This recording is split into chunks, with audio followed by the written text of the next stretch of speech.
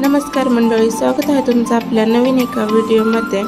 तर चला तर मग आज आपण साधी आणि सोपी रेसिपी पाहणार आहोत, ती म्हणजेच खिचडी भाताची। आजकाल वातावरणच असं झालं आहे की प्रत्येक जण आजारी पडत आहे।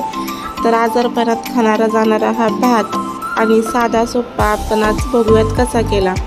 तर त्यासाठीचं घेतलेलं साहित्य म्हणजेच 1 वाटी मूग डाळ, 1 वाटी तांदूळ। हा तांदूळ आपण चांगला घ्यायचा जेणेकरून जो भात चिकट झाला पाहिजे। तसेच या इथे फोडणीचं साहित्य म्हणजे जिरे, आलं लसणाची पेस्ट, मीठ, हळद आणि पाणी आणि महत्त्वाचं म्हणजे तूप। तर या इथे कुकर छान असा गरम झाल्यानंतर त्यामध्ये घालून घेतलेलं आहे भरपूर असं तूप।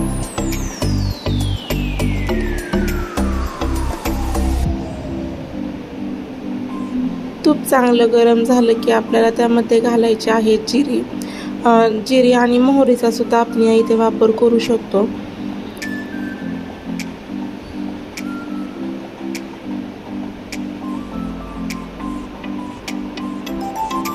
त्यानंतर जी आलं लसूणची पेस्ट केली होती ती घालून घेऊयात आणि ती छान अशी लाल होईपर्यंत आपल्याला परतून द्यायची आहे। तुम्हाला जर थोडासा तिखट भात पाहिजे असेल तर यामध्ये तुम्ही एक मिरचीचा तुकडा सुद्धा घालू शकता। तर आता आपलं आलं लसणाची पेस्ट छान अशी झालेली आहे परतून। त्यामध्ये हळद आणि मीठ घालून घेऊयात। हळद आणि मीठ छान असं व्यवस्थित केल्यानंतर एकत्र त्यामध्ये घालायचं आहे आपल्याला तांदूळ आणि डाळ।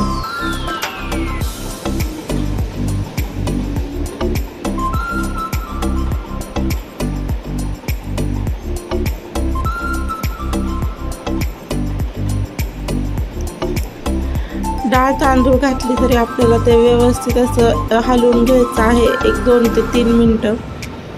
तर आता तुम्ही म्हणताल या रेसिपीमध्ये नवीन असं काय आहे? तर मी प्रत्येक रेसिपी जी मी घरी करते तीच तुमच्यासोबत शेअर करत असते। तर आज पण मी साईसाठी साई आजारी असल्यामुळे त्याच्यासाठी जो खिचडी भात केला होता त्याची रेसिपी मी तुमच्यासोबत शेअर केलेली आहे। यामध्ये तुम्ही कोथिंबीरीचा वापर सुद्धा करू शकता। तर आणि जर आपलं बाळ जर अगदीच लहान असेल आणि आपल्याला अगदी चिकट असा भात पाहिजे असेल तर तुम्ही यामध्ये जास्त प्रमाणात पाणी घालू शकता। आता 2 ते 3 शिट्ट्यांमध्ये आपला खिचडी भात हा खाण्यासाठी तयार होईल। तर हे आम्हाला असाच भात लागतो। तर अशा पद्धतीने आपला खिचडी भात तयार झालेला आहे। वरूनच मस्त अशी तुपाची धार। तर तुपासोबत खाणारा जाणारा हा खिचडी भात आज आपला तयार झालेला आहे।